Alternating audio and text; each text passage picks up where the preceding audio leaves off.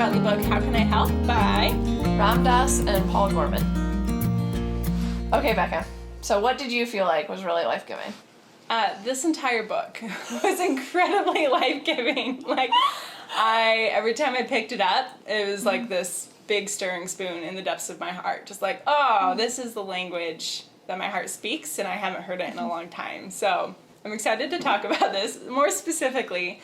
I think what was life-giving was this attitude of compassion, that we have to have compassion for ourselves before we can actually extend it to another person. And we kind of talked about this with Nathan's book, but that self-hatred narrative is a huge part of our psyche as humans, and we struggle to give ourselves any credit, but then at the same time we're prideful. And so compassion takes away pride, and it just says, like, this is where I'm at.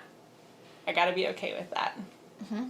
I think that's beautiful. I felt like there were a lot of times where I would seek out this book.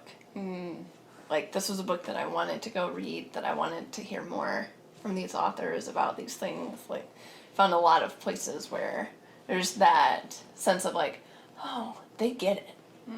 They understand what it is to be a human, and they understand the amount of compassion that I need and that I need to learn to give myself. Yes. As well as the compassion that I need to be extending to others. So I thought that was really beautiful. Yeah. And what else did you find life-giving in this book? I think the sense, so several times they pull back to the idea that at our base as humans, we're compassionate. Or like when they strip it down and they say, like, these are the core pieces of being human, they're all positive things. Not one of those was like, they're wretched.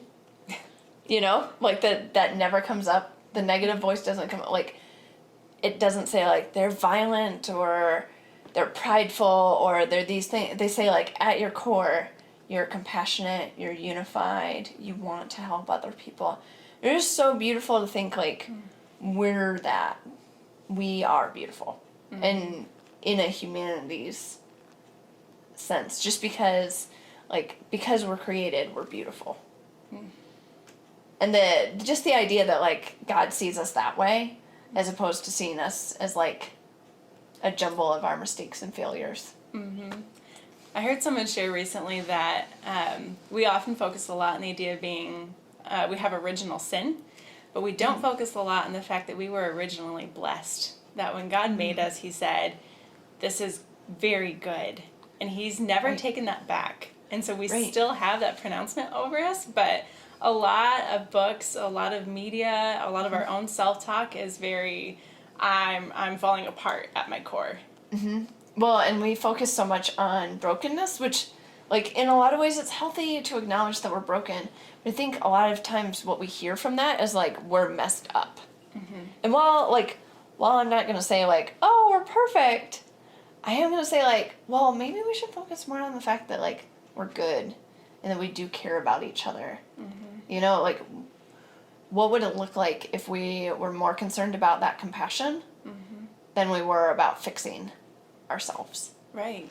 Yeah. I think we'd be a lot more likely to live into that. It's that psychological idea of if you can envision it, it's a lot more likely to come to pass. And so if we're focusing on our compassionate natures, our likelihood of being compassionate is higher. So yeah, I'd agree.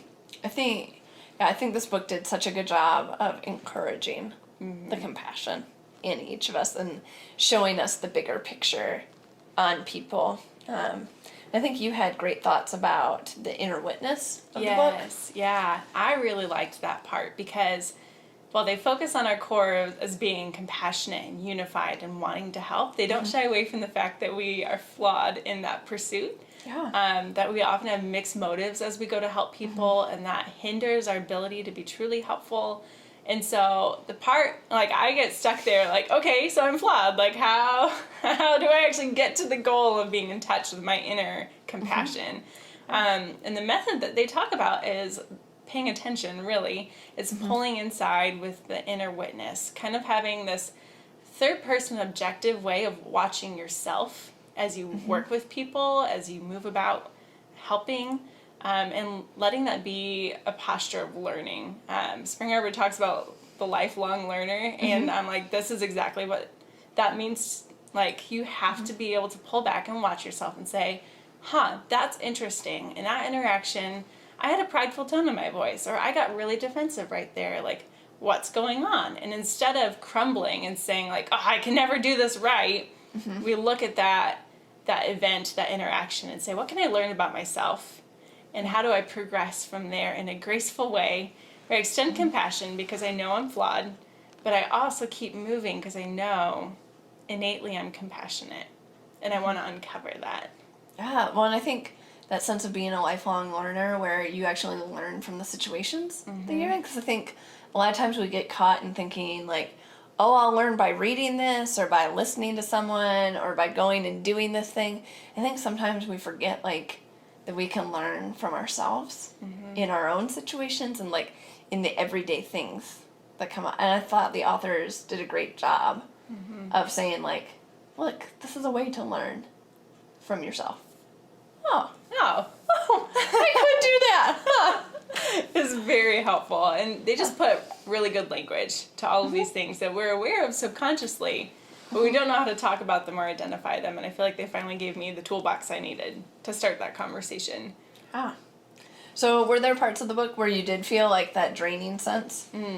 Not very often. I kind of had to work to think about it, but if anything, it's kind of what I alluded to earlier.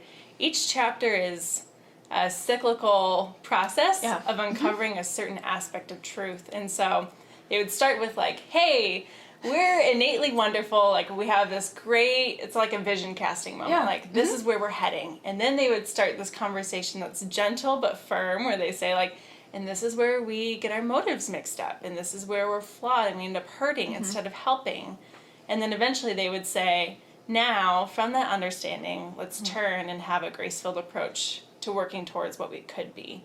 But I would get stuck in that dip part. Yeah. Be like, I know I'm flawed. Like, I know. And so, like, it felt like a reinforcement of, like, yeah, I know. I mess that up all the time. But, so my heart would kind of, like, shrink up, but then it would swell again as soon as they pivoted and talked about, but we're not stuck there. We can keep moving, give yourself some slack, keep moving, keep trying to help.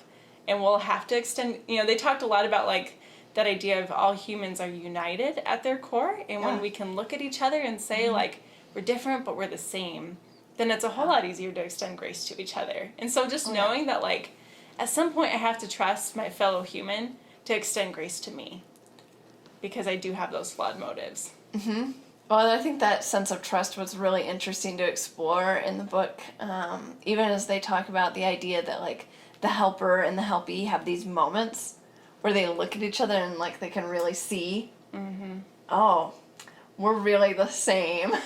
Yeah. It's just that, like, one person is supposed to be playing a different role, and the other person is supposed to accept it.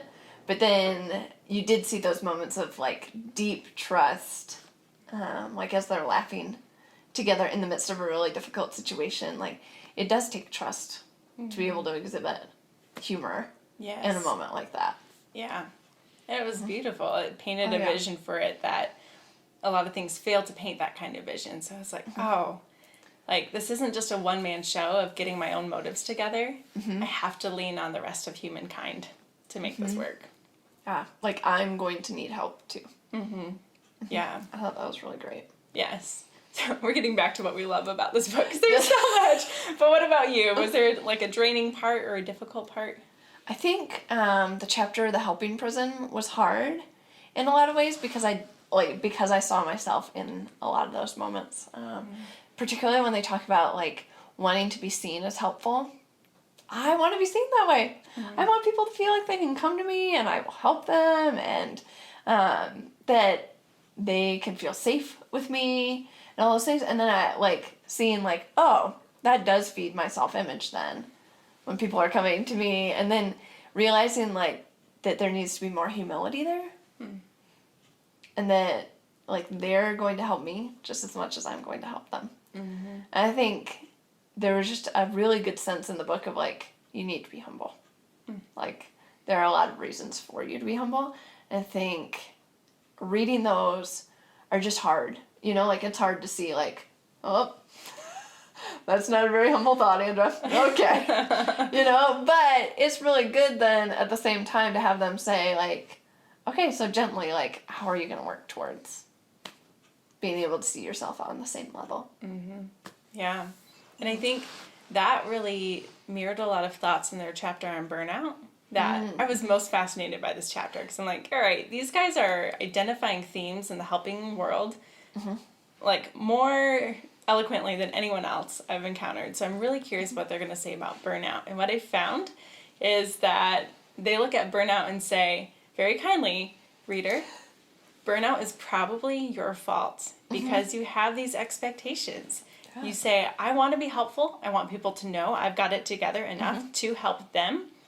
And if they don't show gratitude in the right way, or they don't like the way that you help, then you burn out because those expectations are getting defeated. And you're like, I came here for this purpose and that's being thwarted. And so obviously some burnout occurs when the environment you're in is unhealthy or the people above you are running things poorly, and you have to pay attention to that. But for me, a lot of it was that, I have to step back, employ the inner witness, have humility, and say, what if I'm burnt out, like what expectations did I have that weren't fair? And how, again, that learning posture, how can I learn from that, and how can I adjust my expectations? Oh yeah, absolutely. I just think they did such a good job even of closing the book by saying, like, we're walking each other home. And I think, like, even that just, like, it brings us all down to the same level. Like, we're all walking the same path. We're all headed home.